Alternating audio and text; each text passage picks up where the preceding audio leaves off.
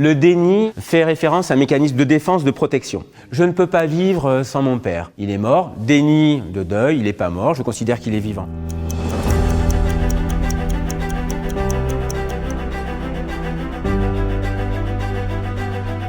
Lorsqu'on a une expérience plus ou moins compliquée, s'il y a une tonalité émotionnelle, qu'elle soit positive ou négative, on va la stocker différemment dans notre mémoire. Notre cerveau fait le tri entre les choses qu'il faut garder et des choses qui ne servent à rien, voire des choses qu'il ne faut pas garder du tout. Et là intervient le déni.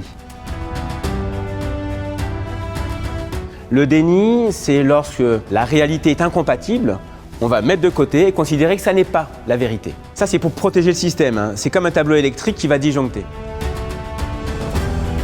Donc il y a ce dialogue entre la psyché, le cerveau, et le reste de l'organisme, avec parfois des conflits. Et lorsqu'il y a conflit, il y a manifestation. Par exemple, l'eczéma, mais pas que, il y a différentes manières de somatiser. La perte de cheveux, par exemple, l'asthme. Donc on voit que cette corrélation intime, finalement, dans ce dialogue entre psyché et soma, va avoir des conséquences parfois somatiques importantes, voire gravissimes.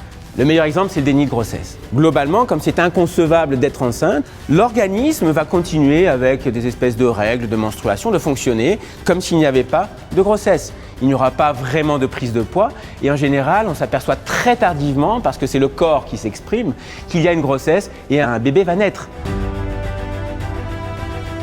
Le premier objectif consiste à repérer, identifier le déni, ce qui n'est pas une évidence, puisque c'est d'un point de vue subjectif. C'est le patient, la personne qui ne voit pas quelque chose parce que c'est pas concevable. Effectivement, on est assez souvent victime sans en avoir conscience. Donc tout ça sont des mécanismes qu'on va pouvoir identifier, repérer dans les résistances que ça mobilise dans les psychothérapies en face à face, et puis ensuite rétablir une forme d'harmonie entre la perception et la vérité, qui est une forme de construction à partir de nos perceptions communes.